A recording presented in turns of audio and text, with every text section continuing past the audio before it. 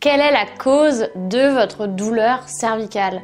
Vous vous posez sûrement la question, pourquoi? Et vous avez bien raison, parce que quand on connaît la cause de sa douleur, on peut agir forcément de manière beaucoup plus efficace et beaucoup plus en cohérence avec notre problème. Si on ne sait pas quelle est la cause de notre problème, on ne peut pas agir de la bonne manière, on ne prend pas la bonne direction, on perd du temps.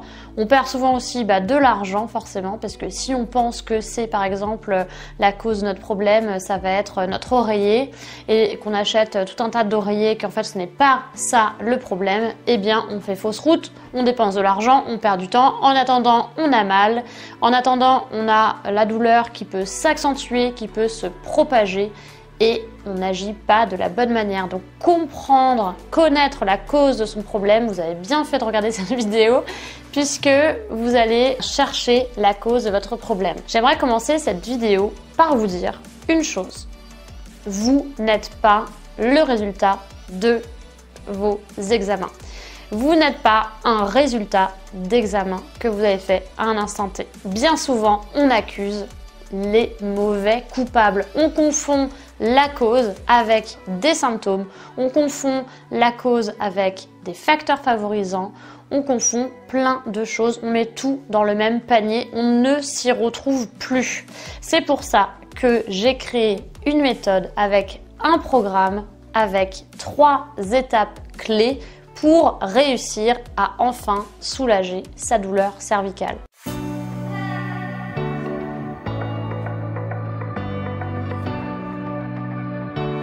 Alors, est-ce que c'est l'arthrose? Est-ce que c'est la discopathie? Est-ce que c'est parce que vous avez une inversion de courbure, une scoliose, quoi que ce soit?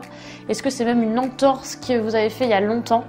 Eh bien, peut-être qu'on se trompe et qu'on pointe du doigt le mauvais coupable. La plupart du temps, l'arthrose est présente chez beaucoup de personnes qui n'ont aucun symptôme. On a fait passer des radios à plein de gens, des gens qui avaient des douleurs de dos, et des gens qui n'avaient pas de douleur, de cervicale ou de dos.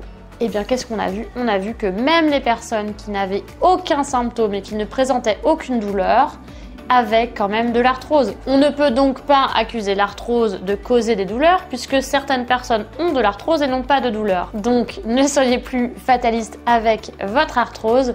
C'est peut-être un facteur favorisant, mais en aucun cas la cause de vos douleurs. Si vous avez une discopathie, si vous avez une hernie discale, des choses comme ça, ce n'est peut-être pas la cause de vos problèmes.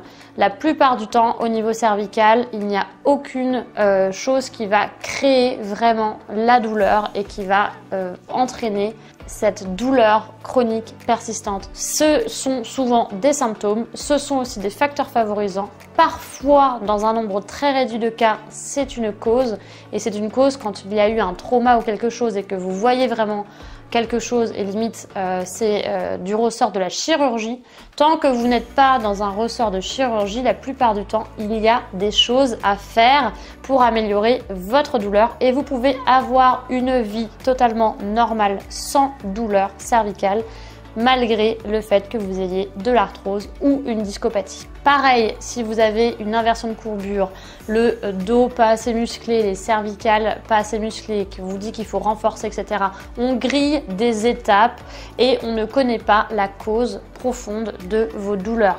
Donc si vous voulez en savoir plus sur tout ça, vous pouvez accéder à mon programme parce qu'on accuse aussi d'autres facteurs favorisants comme le stress, le manque de sommeil, etc. Le stress, alors là, celui-là, il est responsable des maux de la terre entière. Vous avez mal au dos parce que vous êtes stressé, vous avez mal au cervical parce que vous êtes stressé.